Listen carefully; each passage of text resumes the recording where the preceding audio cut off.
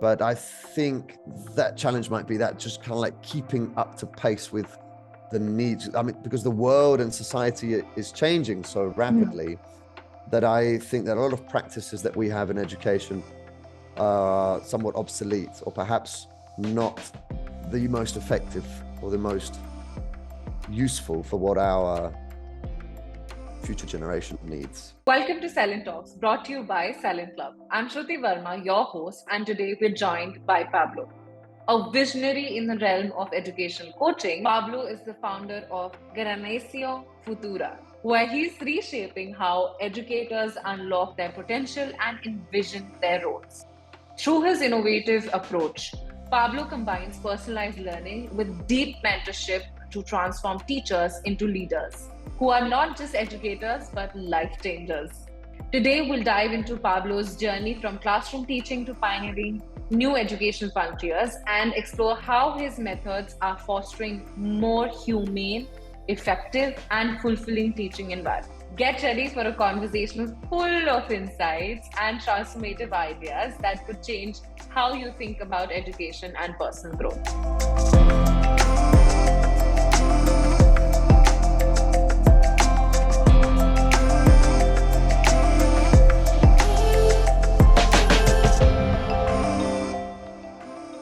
Thank you so much for being here, Pablo. It has been an honor, and I was reading so much about you. Before we begin into the deeper conversation, I have a question, which is an icebreaker, is what we call.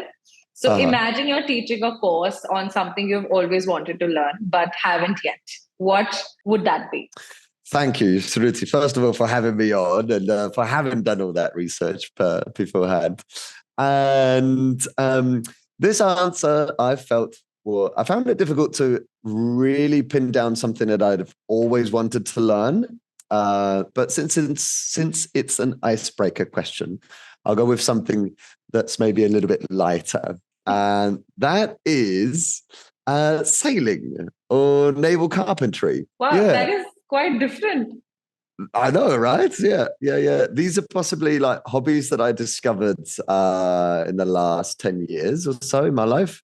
And not something that I'd always wanted to do, though I've always been kind of like very hands-on and very active, and I've always loved adventure. So sailing does just that for me, and naval carpentry is kind of like putting those two together as well. So yeah, if I were teaching a course about something that I hadn't learned yet, I think those two would definitely do the job. Brilliant. It's very different, honestly. Brilliant. Awesome. So you've always had a fascinating transition. You've had a fascinating transition from teaching English to founding Generación Futura. Sorry if I'm not pronouncing it rightly. Excellent pronunciation. Could you share what sparkled this shift and how your past experiences have influenced your current focus? I think a fascinating transition it has been indeed. At least that's certainly how I feel about it. To anybody that's kind of like made that transition to become an entrepreneur or to start up their own project, I think it's something that it involves a lot of very different skills to what we're used to when we just kind of like step into the classroom. For me, it has been a sort of fascinating transition. I've kind of like I've had to learn, and I'm constantly learning loads about it. I probably work more now than I used to when I was a teacher, which is kind of like a big statement, but I work more in different ways and in different timings, I suppose. So what sparked that initial transition for me, Shruti, was, I think it's two things. First of all, a sensation within me, like a hunger for further growth and professional development. I'd been in teaching, I'd been in teaching for about 7 to 8 years, and I'd kind of done most of the steps that you could imagine or you would expect in the transition of an English teacher in my sector in Spain. So obviously there was plenty of opportunities for me to carry on developing as a teacher or as a director of studies or as a trainer, but I felt like I needed something more, that I could give something more or to a wider audience, or I could have a bigger impact. So that sensation within me was probably the first part of the spark. And the second part of the spark was students' needs. I could just see it in the classroom, especially with teenagers and younger teenagers. They were coming to class to learn English, but I could see that, and they were actively voicing the need for lots of different other things that they weren't getting at school. So that kind of like sparked that up, and I thought, okay, well, what's going on here? And then that's how kind of like the ideas started. And to answer the second part, how my past experiences have influenced my current focus. Well, I'm actually in the middle of a revamp, as it were, or a refocusing period where what I want to really delve into and really specialize in is connection, on the concept of connecting, because I think that is key to any learning process. True. So, my past experiences have shown me varying degrees of connection, whether we're talking about teachers with students or teachers and directors or trainers within themselves. So that's where I'm focusing on, and what I've seen in the past is probably what triggered that focus, and what I believe to be a need, still a necessity for education. So you're focusing on both the things, the need and the passion, and your own growth, plus what is actually required, and the impact, the major part of it, actually. Yeah, I suppose that's a big bag, a big mix of things. So trying to cater for all of those, indeed. Yeah. Also, it sounds like that from your experiences so far, it sounds like you're deeply invested in reimagining education practices. Can you share an experience where you saw profound impact from your approach on a teacher or a student? Yeah, absolutely. I think something that's kind of like a key milestone, or a key moment that's always stuck in my mind, Shruti, was for reimagining educational practices. Was a teacher I had in primary school. This is public school system in Spain, southern Spain. Yeah. And I remember being in primary in this class, and the teacher didn't necessarily direct the comment at me, but just at the whole class in general. And I remember him saying, "I don't really care how much you all learn, because at the end of the month, I get paid the same." Quite right. Until this day, I can still sort of picture that image and kind of like the shock that it produced in me. I said, how can this person be here saying that? And ironically, I consider this teacher to be a pretty good teacher. I think he had moments. So that's probably one of the reasons why I am deeply invested in reimagining education. And then to share some experiences that have been impactful, having changed or having done different things in the classroom. One that I've probably repeated, or people who might have heard me in other talks might have heard, but I just think it's so profound. Or to me, it was so profound. I just always love sharing it. I did it to some extent before COVID. At the beginning of the class, just a general, how are you? How's your week been? 10-minute section. Whilst you're doing the register, people are coming in and just kind of getting ready for class. But since COVID, I think it just took on a whole new dimension and sort of power to it. And this 10-minute section at the beginning of the class, where we just genuinely asked, how are you? And students were able to share how they were and how they were feeling and how school was going and how their personal lives were going. And they were all sort of actively listening very well. Just meant a complete transformation into how they came to class, how prepared they came to class, their attitude towards learning, the sort of team and the rapport and the sort of group identity that built. And overall, I think the joy as well, it ended up bringing a lot of joy, because yes, we were there to learn English, but we were also catering and looking after the people or the person that we wanted to become, or we were becoming. So, and that was just from a simple question, how are you? But then actually following it up with wanting to listen. Not a lot of people do that. Unfortunately, right? It often becomes a sort of a social transaction, right? It's kind of like just part of a sort of pre-established exchange. It does. Right. So yeah, when you actually stop and actually answer, when you ask from a place where you're really interested in listening to the answer, it completely transforms the question. Changes, yeah. So I actually don't know how to answer if somebody asks me, how are you? So I'll be, oh, I'm well, I'm fine. That's all I could do. But if I am asking, I really want another person to tell me how they are. But I don't know, that's the thing. But yeah, you're right. Just a simple how are you can actually change or shift from just being there to active listening. All right. So I know Spain is quite diversified, and how have your experiences across different cultures influenced your approach to education and coaching? So I think Shruti now I'm going to jump on the bandwagon of you mentioning your mum, and I think I'm now going to take the opportunity to mention mine, because I think she has possibly been the first step towards me noticing a difference or being able to see a difference in ways of learning and educating.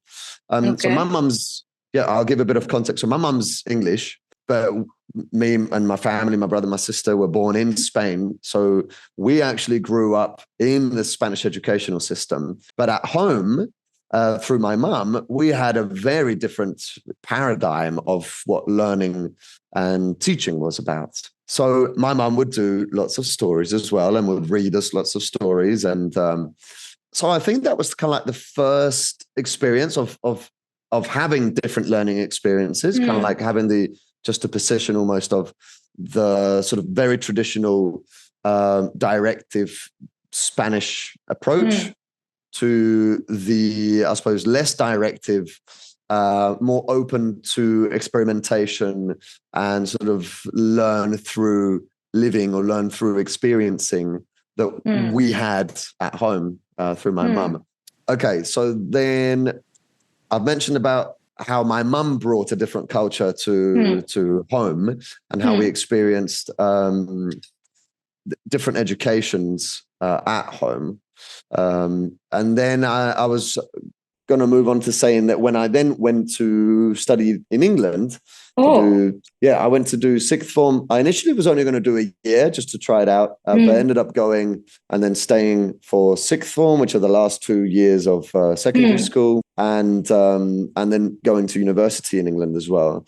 I kind of saw what we'd seen at home through my mum. I saw it institutionalized, as it were, and as part of a educational system. I'm not saying that it didn't have its flaws or it couldn't be improved in many ways. Obviously, there's most things can. But it kind of like all found its place then. Whereas before, I might have just thought of it as an isolated case just because it was my mum. I could actually then see it. So experiencing education in those different cultures, I think gave me the view or the perspective to then educate differently. And I think, if anything, it gave me the incredible advantage of being able to pick and choose best practices from each, depending on students' needs or your context. So, I think it just gave me a wide variety to sort of choose from. And in terms of coaching, I wasn't aware that I had experienced coaching until I was a lot older. And again, I think elements of what my mum did with us at home, and because my mum's also an English teacher, or has been for many, many years. I'd always, or a lot of the time, I'd go and ask advice. Mum, how do I do this? How do I go about that? And sometimes she'd just kind of like give me very easily implementable tips. Sometimes she'd just give me a book and she'd just say, read this. Again, giving me that space to kind of explore and find my own solutions, which I find coaching does a lot of, as opposed to giving people the answers. You kind of like accompany, at least how I work, I accompany people to find their answers. And if I can provide maybe just a few resources to broaden the spectrum, if you find them useful, then great. But having experienced education and learning in those different cultural contexts, I think it has provided me to now be able to kind of be a lot less directive or very non-directive in accompanying people through their coaching processes. That's actually very niche approach to things. Like, you'll always remember an indirective, or you'll always remember something that somebody pointed you at, and then you end up, kind of researching about it or reading about it or actually going about experimenting, you'll always remember that concept, or you'll always remember that lesson, be it life lesson or be it, educational lesson. I think you'll always remember. That's very good. That's actually very innovative approach, honestly. Oh, well, thank you, Shruti. I'm really happy to hear that. Awesome. Let's move back to your journey. When we're talking about repo and trust, what strategies do you find most effective for building repo and trust with the educators you coach? So I think, Shruti, this is possibly half nature, half nurture in a way. I think I've picked up, or I was around people that were very sociable and very good at people or very good with people since a young age. My mum, my dad. So I think I probably sort of just picked up on a load of elements that contribute towards building positive rapport and building trust. And then since then, becoming more aware of it, then actively doing things sort of more conscientiously to establish that rapport and that trust. And I suppose I don't perhaps have strategies per se, but I just always make sure that when I approach any educator who I'm coaching, that the communication is transparent, that for the communication to be transparent, I always try to come from a place of non-judgment, so judgment-free. So, the reason for our collaboration is for a win-win. I feel that I'm contributing towards education as a whole. If you as an educator can better perform, or you are healthier to play the part that you want to play in education, that's my win, or that's what I take from it.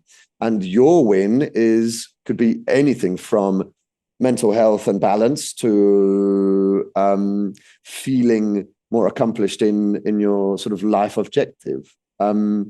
So I think the key would be that, like, judgment-free, transparent communication. Or there's a TED talk. I can see that you got TEDx behind there. And I've just remembered I was going to say my favorite TED talk. It probably is, but I'll put it in my top 3, is by Julian Treasure, How to Speak So That People Want to Listen. Yeah, I've heard that. You've heard about that one. Okay. I don't know if it's in the top most listened to TED Talks or not, but to me, it should be. And if anybody who hasn't listened to it yet, I strongly recommend that you do.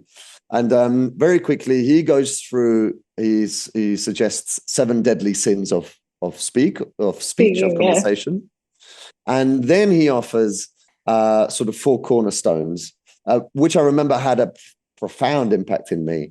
And those cornerstones spell out HAIL, as in HAIL. So H stands for honesty, A stands for authenticity, I stands for integrity, I believe, and L stands for love.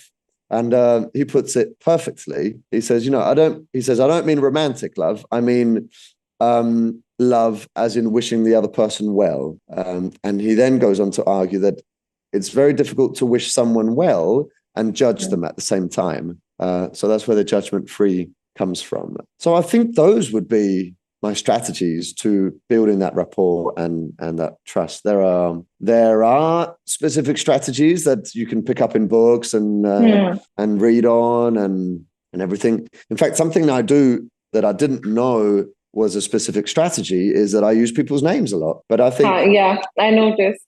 Well, I didn't actually notice. I didn't know that this was a strategy. In fact, until I read. I've forgotten the author's name. How to win friends and influence people. I've had that book here. Yeah. And I think one of the strategies is to use people's names. I didn't know that was a strategy in that book. I've been using it all my life, and I think I picked it up from being in the classroom. Obviously, when you want to connect with people, use their names. Yeah. In fact, I think I heard or read somewhere that the most beautiful word for everybody, the best word in the world, is people's own name. Yeah. Right. But these are all things that I've kind of like read up on after, and then I've kind of like, well, I've done this all my life, basically. So I don't know. That must have obviously helped and contributed to building rapport and trust. Brilliant. I really like that thing. I'm not used to hearing my name, so when you were using my name, you got entire attention in just 1 second. Right. I think that's part of what it does. Right? It does. And I don't know, because I had a video flash up recently where two people were sort of arguing how bad it sounds when it's obvious that people are doing it on purpose. Mm-hmm. So then it got me thinking, like, oh my God, I hope I'm not kind of like sounding no, you don't. Sort of well, it comes naturally to me, as it were. So I hope it doesn't sound artificial, and I hope people don't feel like I'm using it to tap into their attention purposefully. No. I'm doing it to It feels connect. very natural. Yes, it does feel natural. Right. Well, there we go. I think that's one tip I could recommend anybody who wants to give it a go. Use people's names, perhaps from the place of wanting to connect with that person. Yeah, rather than kind of poking them for attention. Yeah, that's good. Precisely. Yeah. Yeah. All right. Looking ahead, what do you believe will be the biggest challenges and opportunities both for educators in adapting to future educational trends? Found this question quite challenging because of how broad it might be. But I think from what I've experienced and from what I'm living from my work at the moment, Shruti, I would say perhaps I think the challenge might come from the pace of adaptation needed. I feel like we can adapt as human beings. That's probably one of the most key features that we have as a species, is that we can adapt. But I think the pace at which we need it, we might be outpaced. I think that might be one of the challenges. I think because we have processes in place, we have systems in place for all of these things to actually take place. And I feel that already the future generation, the Generación Futura, is already asking for or needing things that we're probably not providing. Sure. And why we're not providing has 100 different answers. But I think that challenge might be that, just kind of like keeping up to pace with the needs. I mean, because the world and society is changing so rapidly that I think that a lot of practices that we have in education are somewhat obsolete, or perhaps not the most effective or the most useful for what our future generation needs. So I think that might be a challenge. And within that same challenge, I think we have the opportunity to revamp, to rethink, to redesign, it's a beautiful, fantastic chance at improving what we already have and building upon, what we've done through centuries now in terms of education. So I think in quite a yin and yang way, the challenge itself has its opportunity, right? And the opportunity itself is the challenge in a way. I just kind of like that picture just kind of like jumped into my mind then. Same. Right. I don't know.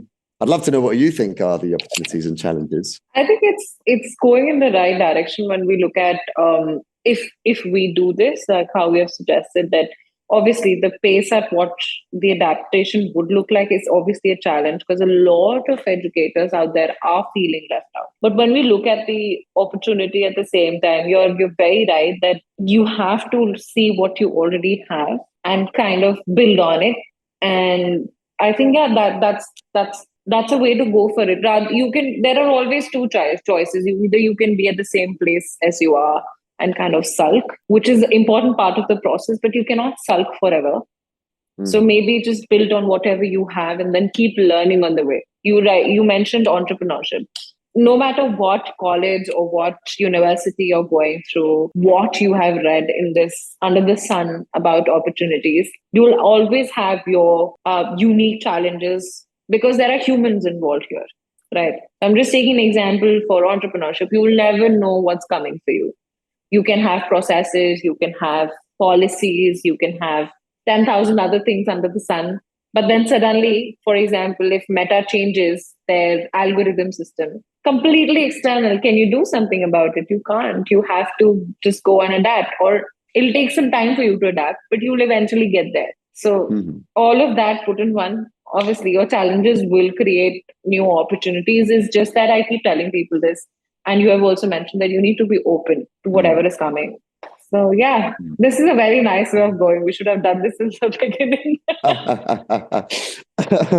I know, right? I mean, I don't know. It just, I think I see you as, with the little interactions that we've had, as very wise, or with a completely different experience, coming from a different experience from education. I think perhaps this is something that I've enjoyed doing, and the change, something that I've enjoyed transforming into, was I often felt as a teacher,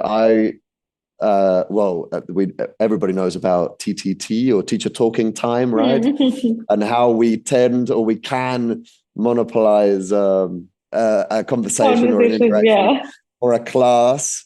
And listening, I think it's something that's is very undervalued, and that we should do a lot more often. So I really enjoy listening to you, Shruti, as I would listening to any other educational colleague, because it's, going back to experiences and sulking and taking action and learning and adapting. I think those experiences are what in the end shape us and build us to be who we are.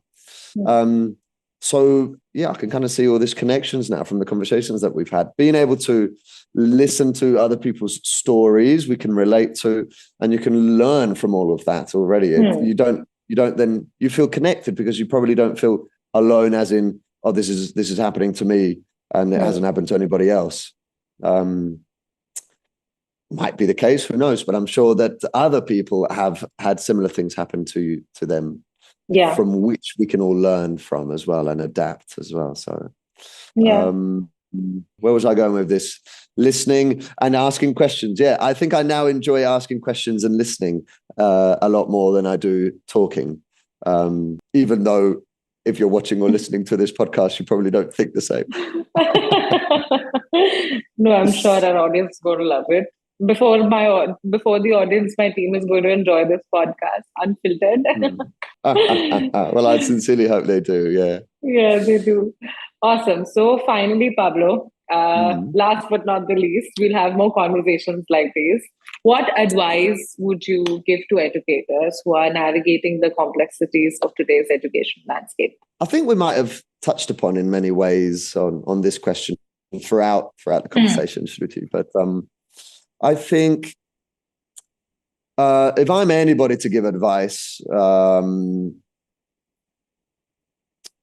which in fact I'm not, I was going to say, don't take my advice from me. What I will share, and I'm happy to share, is what works for me. And perhaps what through my practice I've seen work for other people. But again, this goes as far as or as near as every person wants to take it. But what works for me, when I feel like I'm navigating or just barely floating the oceans of education or any other aspects of life, something that centers me a lot and puts things into perspective is to ask what for. What am I doing this for? And that, what for as opposed to why, and I'll explain the difference to me in a minute. But what for focuses me on a purpose, on an objective, and then that for me is a lot more aligned with my own personal values. And then I can sort of reassess and reevaluate, and then I feel like I have a say in things, and I feel like I can take action. So you were mentioning about Meta changing their algorithm. That's something that's completely outside of our control area. We cannot control that. So what I can control is how I adapt to that. Well, what for does that for me? What am I doing this for? And then from there, lots of other questions stem. So who am I doing it for? How much joy, adventure, connection is this bringing me? Those are three of my main pillars and values. But what for is kind of like the sparking. It almost works as a compass for me in a way. It centers me back into my essence, and it feels like gives me a sensation or a feeling of purpose in life. Brilliant. Well, thank you. And the reason for what for and not why is because why often brings or can bring justifications. So you try to justify why you're doing things, which is very different to identifying the purpose of what you're doing things. I hope that's clear to people. No, yeah, it's quite, I mean, when you look at that way, yes. Why also brings a lot of self-doubt, I believe. Exactly. I think this is what I'm going to take away as a takeaway or a recap. This is what I'm going to do as a what for. Because I keep going back as to why. Because as humans, we're always taught just go back to why. But I think what for is a better question to ask. So well, thank you for that. Well, my pleasure, Shruti. Honestly, I'm really happy that you took that. You took that from this talk. That's honestly makes me feel sort of without feeding my own ego, but it really makes me feel fulfilled. The fact that other people, connecting back to what we said about imposter syndrome. Well, it's people's own experiences. You can just learn so much from other people. So if you took that one thing from today's conversation, that makes me feel like it was all worth it. So I took a lot of things. Just clarifying that I did. Well, I'm happy if you took just that. No, I did a lot. I keep going back to these conversations. I'll be very honest. When I started doing this, when I started kind of hosting the podcast, it was obviously to get to know another person on a professional level. But when I went on doing it, season 2 is almost at the end. This is a season 2, but this is very natural now. I love having these conversations. There might be some structure to it and everything, but these conversations actually keep kind of, like you said, it's a compass wherein I keep going back to why I started. But I'm not going to go back to why now. I'm going to go back to what for. And that's how I'm going to function. So thank you for that. Well, thank you. It's been my pleasure, honestly, Shruti. Yeah. I'm sure we could carry on talking about many other things. Yes. I'd love to as well. But I'm all yours. Where do we go from here now? I'm going to thank you. So thank you so much for being here. It was a lovely, lovely conversation. Thank you very much, Shruti. Likewise, I feel very grateful and honored to have been able to share this space with you. And I'm sure there will be more to come. We'll have more conversation. That wraps up our enlightening chat with Pablo on SELINTalks. Thanks for tuning in. We explored the transformative path of educational coaching and how embracing innovation can profoundly impact teaching and learning. Pablo's insights remind us that growth begins with the vision and is fueled by passion and purpose. Keep reaching for those innovative stars, stay curious, and continue to transform education one inspired step at a time. See you in the next episode of SELINTalks by Selin Club, where we'll bring more groundbreaking ideas and engaging discussions to the forefront. Till then, keep learning, keep inspiring, and most importantly, keep shining. See you next time.